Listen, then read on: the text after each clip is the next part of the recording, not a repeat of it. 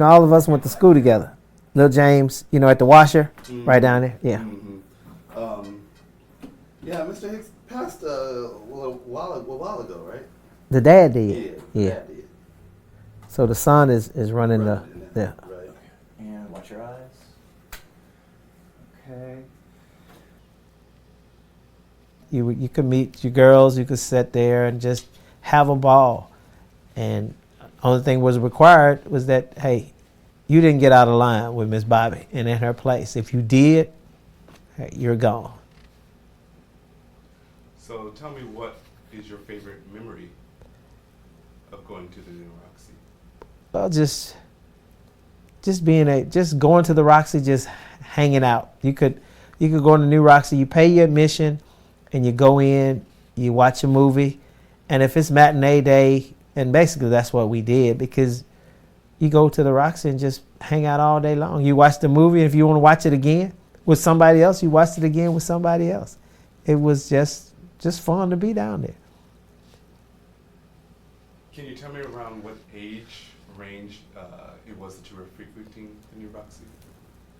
Well, early on, it wasn't you. There were no small kids that I can, unless you were with your older brother or sister.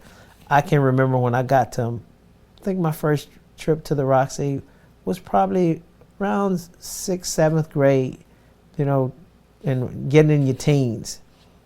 But other than that, you just didn't go, just your parents drop you off at the Roxy as a small child. You had to have a little age on you to get into the Roxy. So what type of movies did you watch there? What was one of the first ones that you can remember? Ooh, don't take me back that far. Growing,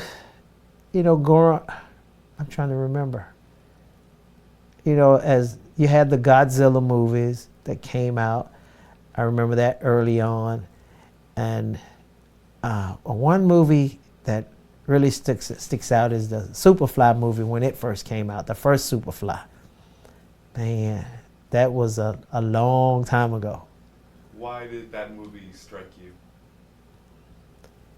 Because of the image that it portrayed in our community. Okay, the guy, the Superfly, the pimp with his dress, his hair. And that was, you look at some of the older guys and they emulated that.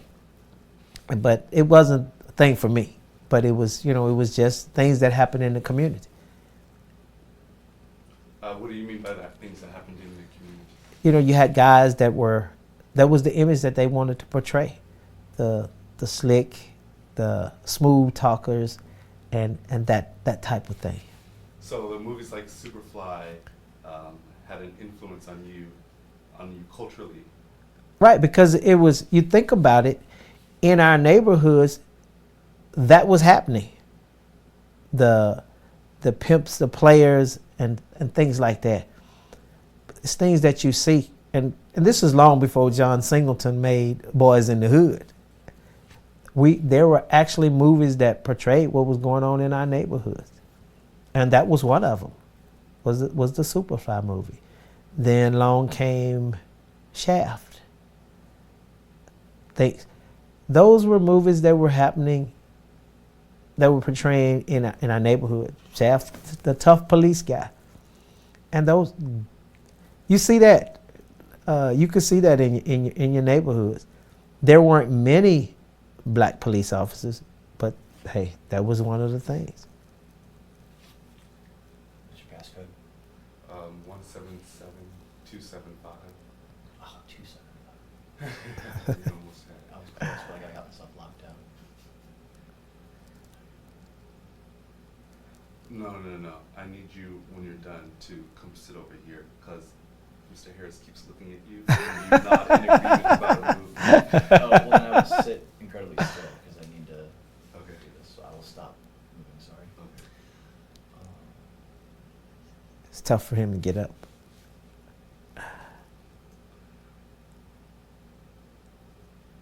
So I'm thinking about these movies that you went to as a teenager. You're seeing these images of black people on screen. You're saying that you're recognizing some sense in these films of things that are out there in your life, or things that are going on.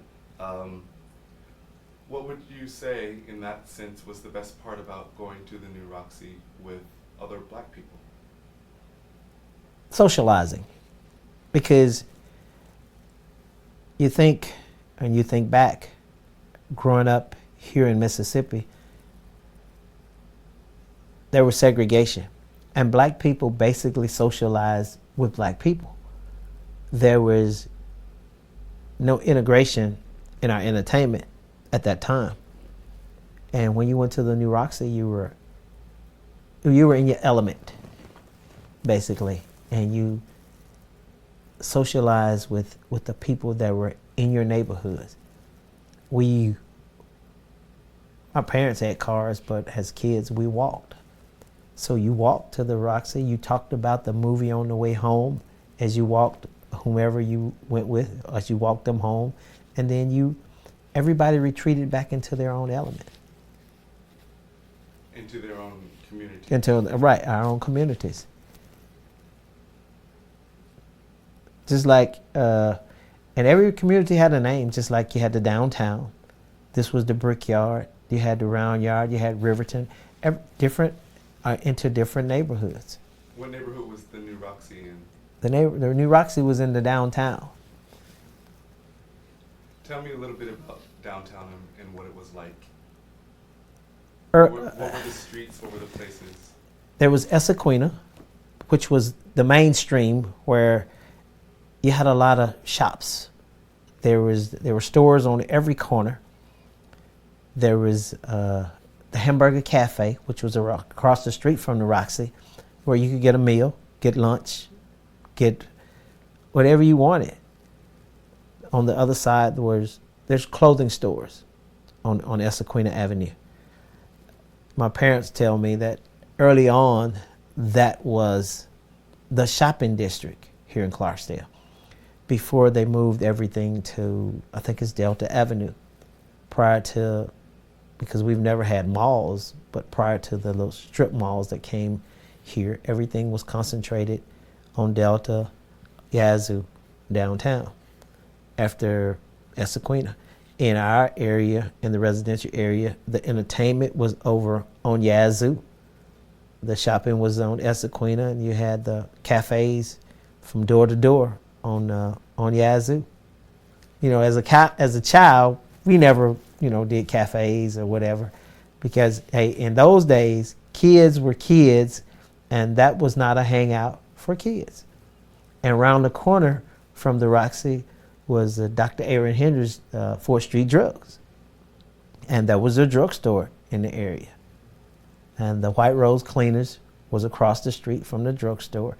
It's just like you had your own community in one. Everything you needed was in our community.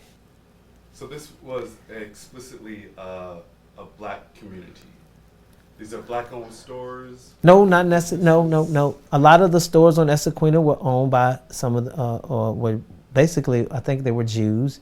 There was the Chinese stores were on the corner. The Chinese grocers, the corner grocery, the Goons was across the street. Then there was a Kroger store in the downtown area, right there at the railroad track as you come across 4th Street, and that's at the Kroger. Tell me then, we're talking about the downtown being the place to be. Tell me what a night would be like if you were a teenager, getting ready to go to the movies, coming back from the movies. What was the atmosphere like? Who did you see when you were walking down there to get to the theater? Who did you usually see afterwards? What was it like? Well, you didn't get to hang out for, say, in the wee hours of the night. When the movie was over, you went home. There was no kid clubs. Whoever you met at the movie, you walked back home. You talked about the movie. This was 10 o'clock. There was no 1 o'clock in the morning like they have the midnight movies now. No, you went for the matinee if it came into the early hours of the evening, and once it's over, you walk back home. And everybody, it's just like you see people in the city, everybody's walking, and you get to the corner and some take a right, some take a left, because at that time, 4th Street, and bro, right now it is too, it's a three-way stop. So when you got to the corner, you either went left or right. And usually I take that left, come across the tracks, and a couple of blocks over, and I'm home. Why did you choose to go to the new Roxy over the Paramount, the Savoy, any of the other theaters that were around? The Showcase? The Showcase came later. Okay. But the Paramount, and bear in mind, this is the late 60s, early 70s. Everything's basically segregated. But with the Roxy, I'm in my element. We go to the Roxy, most of the black people. I don't remember a lot of black people going to the Paramount. In fact, I don't think I've ever been in that theater maybe once in my entire life. And I'm comfortable at the Roxy. Miss Bobby was gonna, because I've known Miss Bobby, I'd known her since I was about 6 or 7 years old. And she, believe it or not, she knew every kid in the city. And when you came in, she would call you by name, and she knew your mom, your dad, and there wasn't gonna be any problems. So it was basically comfort. We were comfortable in our element. You have to tell me what that one time at the Paramount was like. Why was that Paramount only a one trip thing?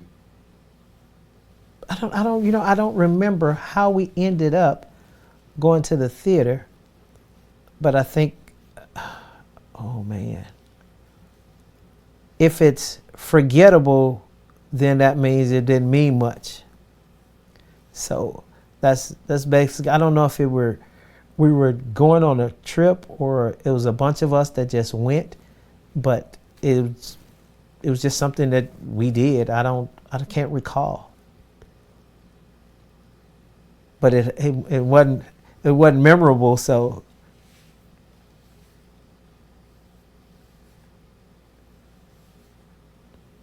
Let's get into your family a little bit. Okay. Would you describe your parents growing up? My dad was a disciplinarian.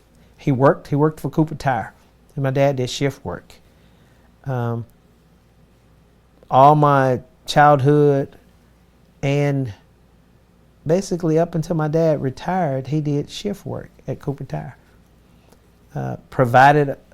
We had a great childhood. My dad provided everything for us. Things that we needed, we got. Wants, sometimes, but basically all the necessities we got. My mom was a domestic worker up until she started working for the Coca-Cola bottling company on 4th Street. And that's what she did until she retired from Coca-Cola. Dad was a disciplinarian. You didn't look, when the street lights came on, you had to be in the house.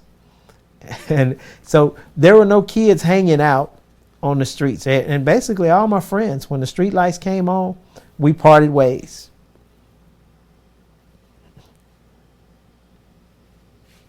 That's not too far from how I grew up. What makes you the most important part of the family?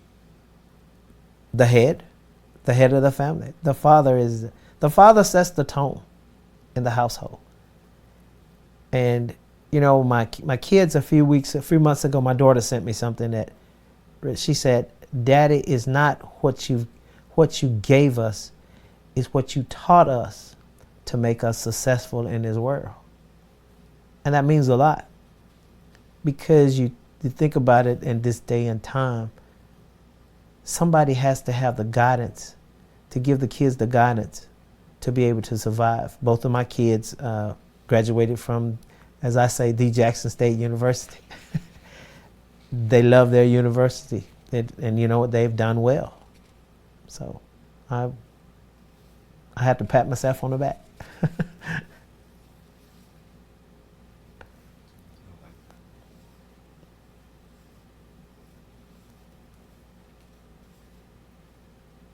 We are visiting a few spots around here in Clarksdale. Looking at a lot of different places. We talked a little bit about Yazoo and Issaquah Avenue. What could you tell me about one of the spots that we're visiting later this week, the Sunflower Bridge? Which one? There's more than one? There's the Sunflower River Bridge. There's one on 4th Street. There's one on 61. 4th Street. 4th Street Bridge. Okay. That bridge, as a youth, I crossed many mornings and afternoons coming from school because we walked to school. And the Sunflower River Bridge was the avenue. This was after integration because prior to integration, I went to school over here. Once the schools were integrated, I went to school at Oakhurst and then Clarksdale High School. And later, well, between Oakhurst, there was Riverton. So I'm crossing the bridge every day to go to school. And we walked to school. You know, even though they said there was busing was very limited here. So we walked. Why was it limited? They didn't run a lot of buses. They just didn't run a lot of buses like they do now.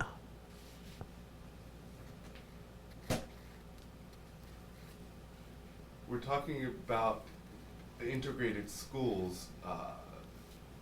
This was junior high, high school? This was elementary school. This was elementary? I was in elementary school when schools here were first integrated. I was around 4th grade. And going to the 5th grade was when I went to Oakhurst. Prior to that, I was at Myrtle Hall. Tell me what integrating was like for you. Well, that was the first time that I had ever gone to school with white kids. And it was an adjustment because the distance to travel to get to school.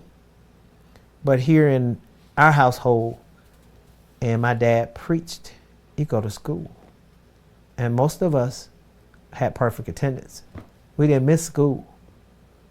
You went to school if you had a cold. But it was an adjustment. Most of my friends, in fact, all of us, we went to the same school, to elementary school. Because all of us went to Oakhurst. All of us that was there went to Oakhurst. And later on, they split off when we got to high school because we only had one junior high school. And they called it Clarksdale, but it was the Higgins High School. But then they turned that, after integration, it became the junior high. And there was only one junior high, and all of us went to that one school. All the 7th graders went to Riverton. And then the 8th and 9th graders went to Higgins for middle school or junior high. And then we went to Clarksdale High School for high school. Clarksdale High was integrated at that time? It was. Higgins Junior High was integrated at that time? It was integrated, but it was very limited.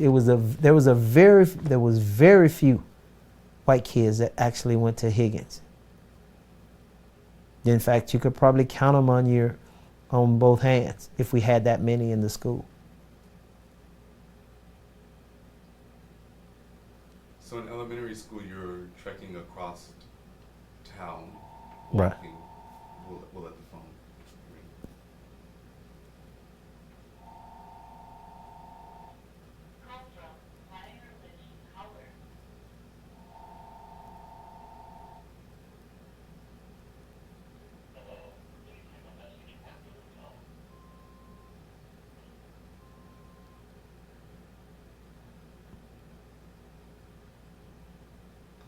They changed their mind.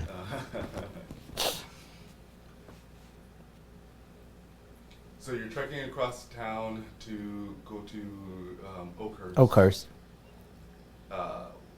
Also to go to Clarksdale High, right? Right. And Riverton. And Riverton. neighborhoods? No, Riverton was not. Okay. Riverton was not. Riverton was in the black neighborhood, Okay. But Clarksdale High was. but Clarksdale High was. Do you feel that after having to trek to these places in these white spaces, that the new Roxy, or even being back in this part of town for your entertainment, did that have an effect on you? What was that like when you came back home? No, it was because the same people you saw at school were the same people you saw when you came home. Because neighborhoods were segregated. So you weren't going to see the white kids that you saw at school when you came home. So you just came home and your friends, you interacted with your friends the rest of the afternoon. After homework, Mom, hey, look, homework had a priority.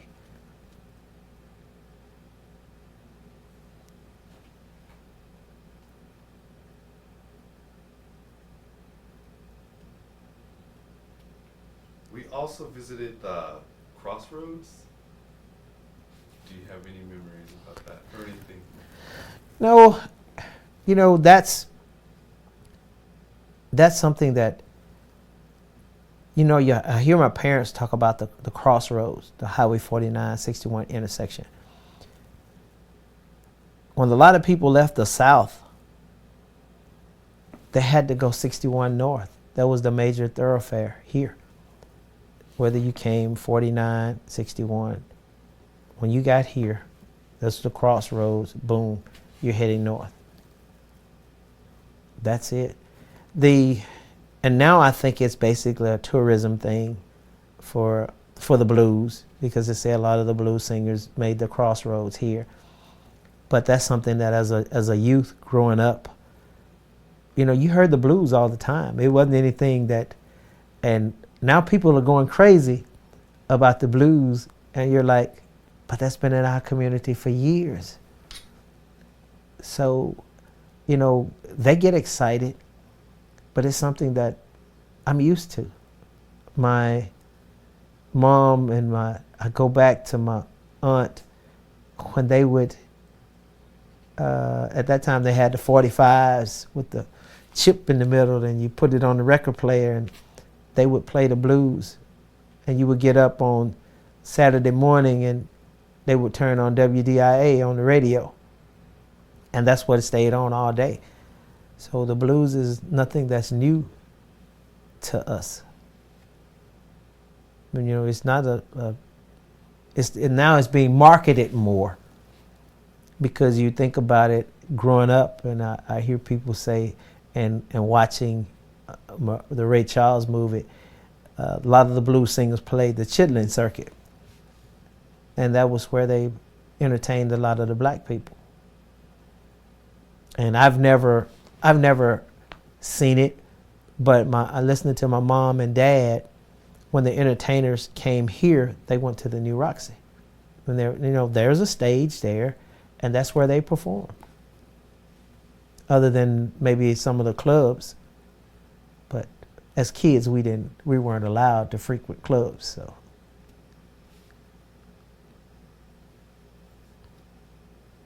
would you tell me your favorite story about Clarksdale? Ooh-wee.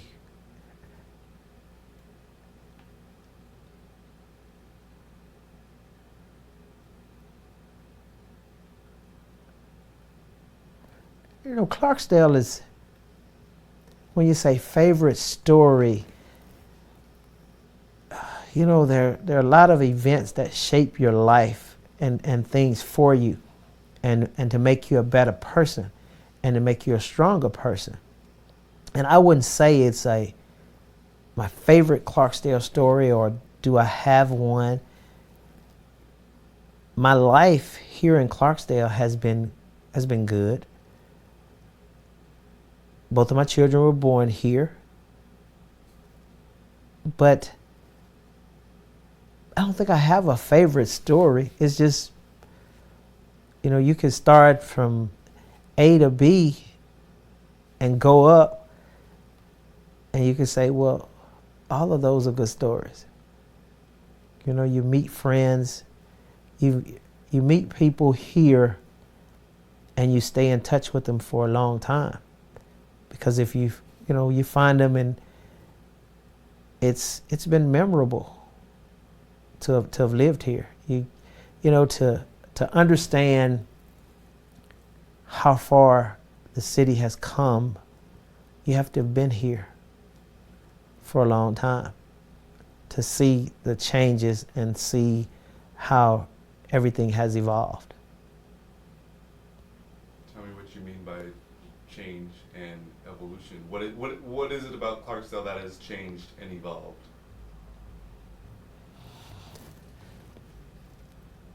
Over time, and I go back to our neighborhoods when they were basically segregated.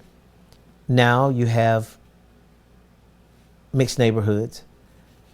You have, and I go back to when I was a kid, everything that was elected here that governed in the city of Clarksdale was white. Now those things have changed. Most of your boards are integrated. Your mayor now, and it was a long time before you had a black person that was a mayor here. So as we progress in life, I think, and we've become educated, our people have educated themselves, and we're able now to stand, and we're able to prosper as people and get along. It's not cookies and cream by any source. But I think when you have a difference with a person, I think you should be able to come to the table and work those differences out. That's the only way that you'll be able to solve anything and move forward with anything. And you feel that Clarksdale has done that? Now, it has a long way to go. But I think we're going to get there. But it's not a utopia now. But I think it could be better. But as generations come and go, and people are willing to work together, I think it'll get better. There's always going to be some dissension on both sides, some distrust. That's the people's nature. But you just have to find a common ground.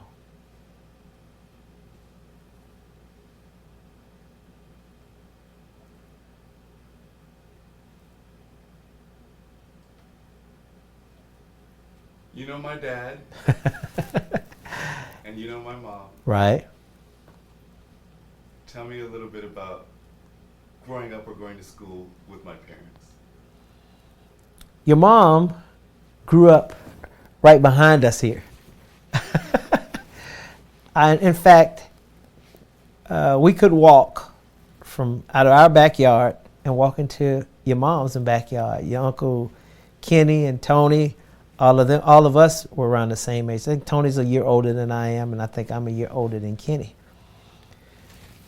Your dad played football and played the saxophone in the band with me. I played trumpet. We also went to, I think it was Higgins. I think Robert Earl went to Higgins with us. And we used to laugh at your daddy when it was tryouts time in the band. But look, it was fun though. As kids, it was fun. I don't think I've ever seen your dad upset. He was easygoing. Your mom came from a big family, very big family, and I'm telling you, we all played together in this alley in the back.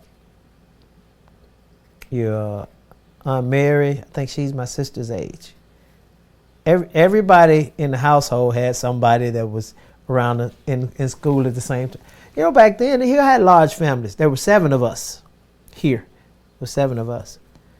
And I don't know how many of the clerks it was in the back. There was a lot of them. There were 13. There was a lot. I tell you. 13 clerks. I don't know how many were at East Tallahatchie, but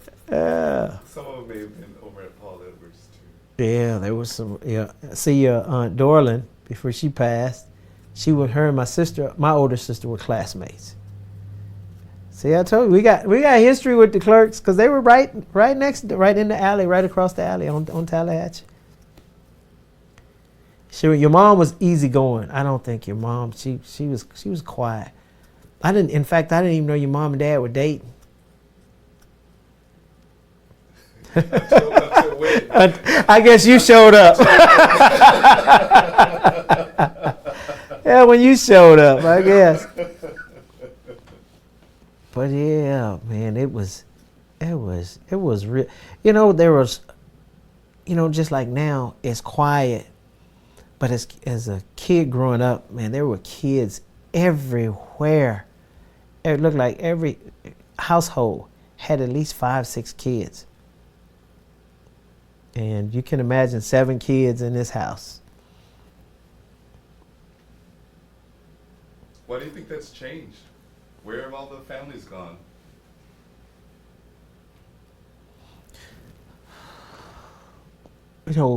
Women are not having as many babies as because mom stayed home. Dads were providers back when I was growing up. A lot of moms stayed home. And we didn't have McDonald's and Burger King. Women cooked. And I guess when men came home, they were tired and they played and they had big families. But, I think about it. And I was talking to a friend of mine today, and I think it was about 12 or 13 of them. And I'm like, man. But women are not having babies. It's responsibility. It's a big responsibility rearing a family. And I don't think nowadays a lot of the kids start early having families. And that's too early. You mentioned my dad trying out and you making fun of him. You have to tell me what this story When I say tryouts, every week you have an audition for a seat in the band, whether it's first, second, or third seat or third chair.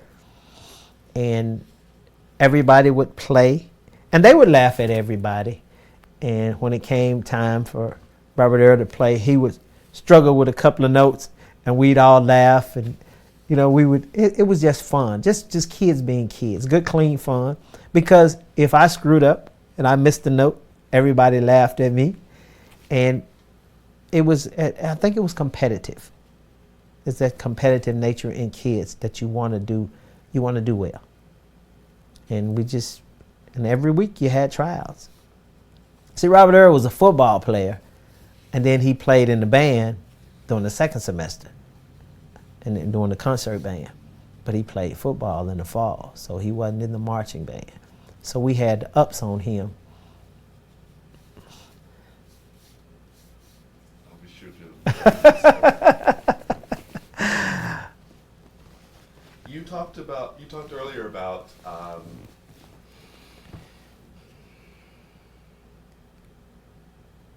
segregation, and we're using these movie theaters as an example. Okay. Of this experience of it. When do you feel that was over?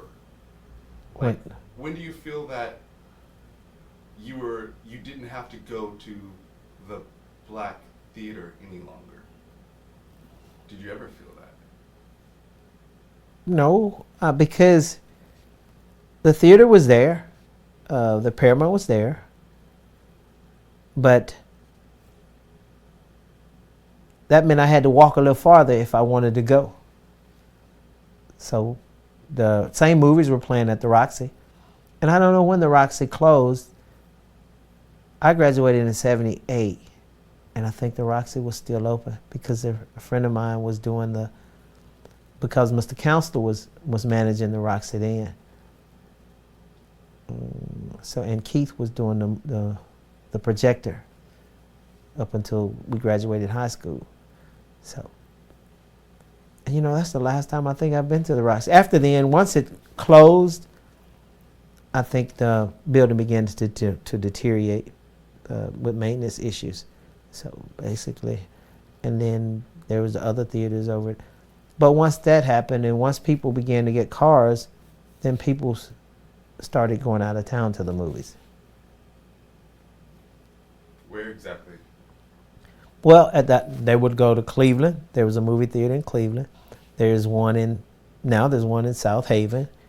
Then people travel and go watch the movies, and you come back. The theater here I don't think it's operational. So Clarksdale has no more movie theaters? No more theaters. I think he was working on getting the showcase together, but it's not back together yet.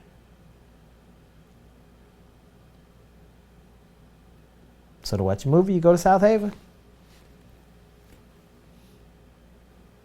Clarksdale had like 7 theaters at one time. Man, a lot of money. You have to think. And we talk about this now. There was a store on every corner, and you having been from here, downtown, there was a store on the corner of Paul Edwards and 6th Street. There was a store on the corner of Ashton and 6th Street, and then there was a store in the middle of the block on 6th Street. And then when you came up, there was a store on the corner. No, there wasn't one on 5th Street, but you could go up to 4th Street, and there were stores everywhere. And then here, not in our neighborhood, we had one that was the store over here, the Junior Food Market, and then there was the Chinese store. It was Frank's Grocery on 6th Street. And as you go up 4th Street, there were stores just about everywhere. And I think back then you think about, and you wonder how could that be? How could this town support that? Money. And a lot of people did credit. And people paid them when they got their checks or whatever they got on the first. And I think that's how the merchants survived. Because I don't think a lot of our people were banking. And they were basically, and kids had pocket change. So we spent money too.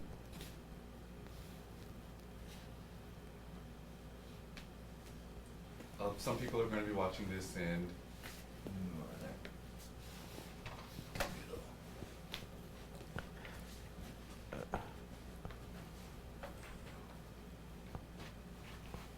He quit?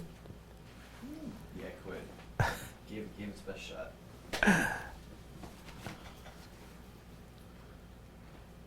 I lost my. people are going to be watching this movie, right? They're going to be watching this, and they're going to need some explanation of some things because this is going to be new to them. Okay. Explain what segregation was in Clarksdale. Segregation in general is where one race of people live separate from another race. Basically, black people lived in one area of Clarksdale, and white people lived in another area.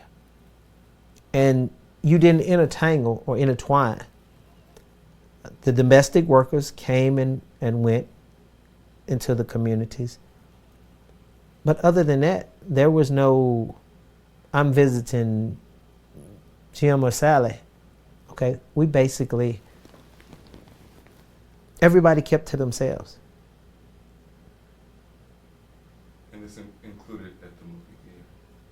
And in the movie theater, you didn't more or less mingle in the movie theaters. Our movie theater was the new Roxy.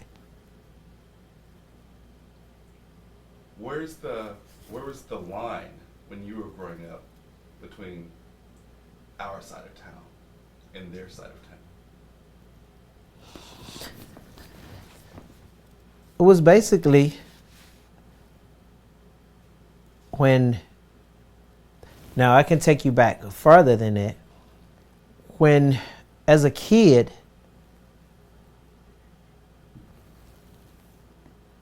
on the brickyard side, and then you had white families that lived before Oakhurst was built, was right there at the Eliza Clark School on Mississippi Street.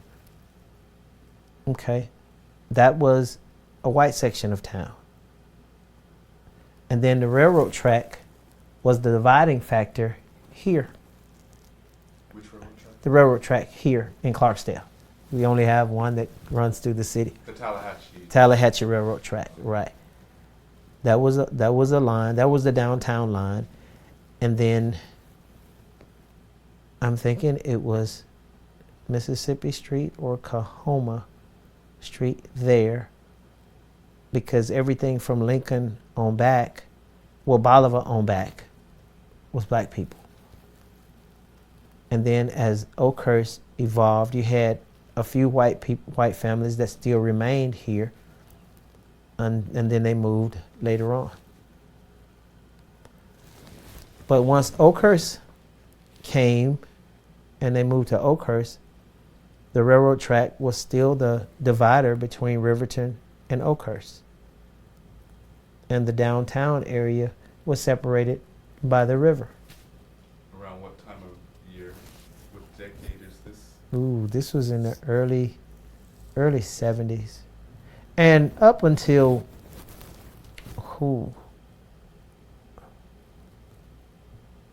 I would say Oakhurst was integrated. There were no black families living in Oakhurst for a long time, even in the 80s and 90s. I think, and I couldn't tell you exactly when the first families moved to Oakhurst.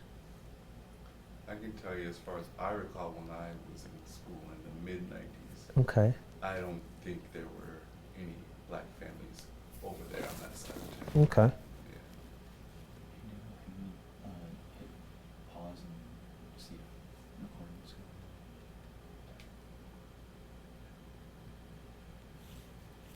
Sorry, Mr. Harris. Okay. Still working out the bugs.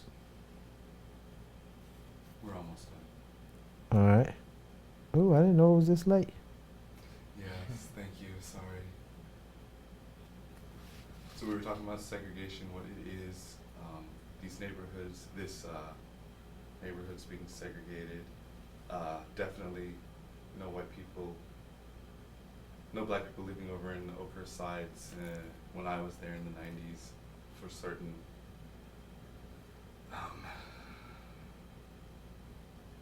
When we're talking about segregation in movie theaters, which is my goal, right, to help understand that people are going to the movies, which is supposed to be a place of fantasy and escape, someplace they can go to relax. How are you able to do that if you are in a theater like the Paramount, right? Okay. And it's segregated. My idea is that you manage to feel comfortable in that space if you're around other black people. Do you agree? Am I wrong? I would agree to a certain extent, because once you leave that element of, okay, your friends and you're in a movie theater, okay, then you've left your comfort zone. But if your friends and all of you guys are together, then yeah, you're comfortable. But there's also, your underlining things that are in your mind of what if. So, What if what? okay, what if something happens? What if somebody says something? What if, okay. And, you always think that. There's always the what ifs. And you hopefully you're prepared to handle, even in today's society, hopefully you're able to handle that.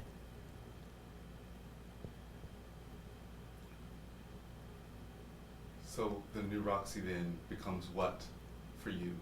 It's a comfort zone. You're able to basically handle anything because you're there for one reason. That's for the entertainment and to socialize with other people. And if you've ever been to the new Roxy and you're sitting there and you're watching the movie and you have this guy over there that he wants to talk to the movie screen. It was fun. It was an adventure. You were cool with the guy that wanted to talk to the movie screen? Oh yeah, you watching a Bruce Lee movie and he tells him, kick him again.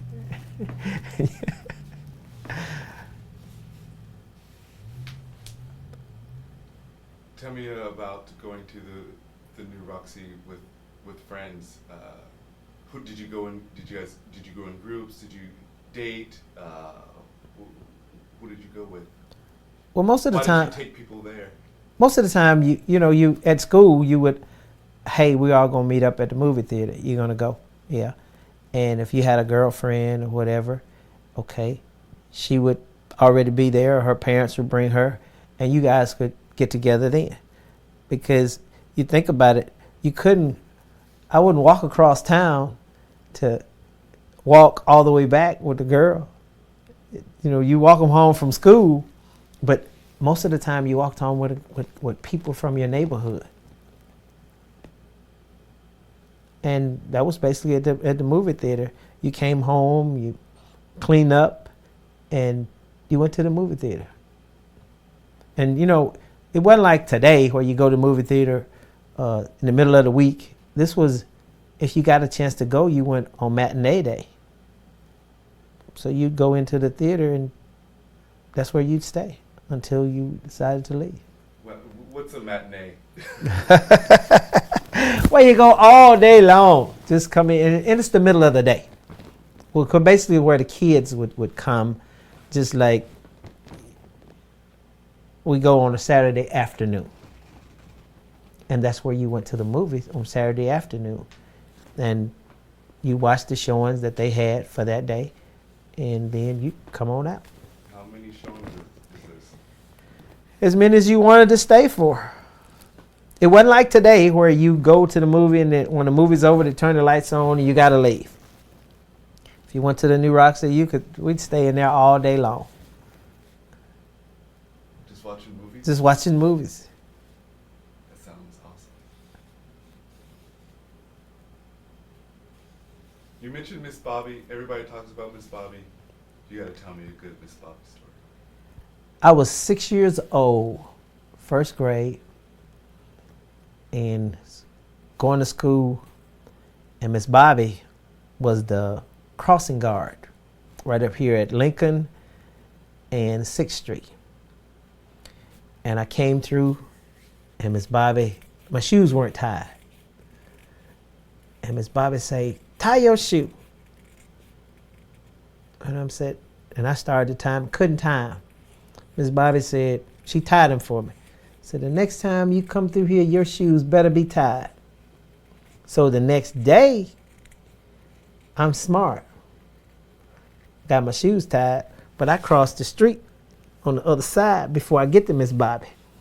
And Miss Bobby looks up and she see me. Come here. You think you slick across the street down there so I wouldn't check your shoes. Come here. And Miss Bobby checked my shoes. And look, I never had a problem tying my shoes from that day forward. Miss Bobby didn't forget. She took care of all the kids, and because she knew everybody's kid. She knew you by name. She knew who your mom was, your dad, and she knew where you lived. You got in trouble, Miss Bobby brought you home. She didn't get it. And Miss Bobby, that's a story and everybody, I could tell that story. My mom just falls out laughing. She said, I couldn't get him to tie his shoes, but Miss Bobby got those shoes tied. Yeah. And at the movie theater, you could go to the movie theater and meet your girl down there, but all of that sitting up, hugging up like that, oh no, Miss Bobby put the flashlight on you. Hey, you better straighten up. Wasn't into that Miss Bobby's movie theater. No.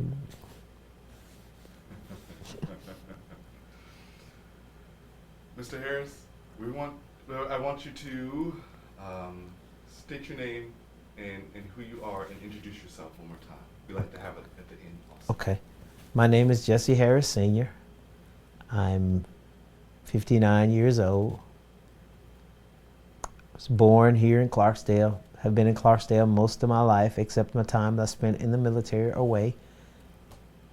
Came home, started a family. Have 2 kids, Jesse Harris Jr. and Jessica. And that's all I can tell you about me. Thank you very much. I think you did an excellent job. Appreciate you. We really appreciate it. All right. Thank you.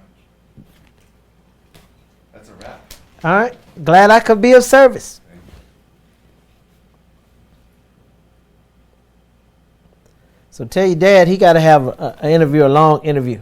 Okay. It's got to be an hour. Right? Got to be an hour.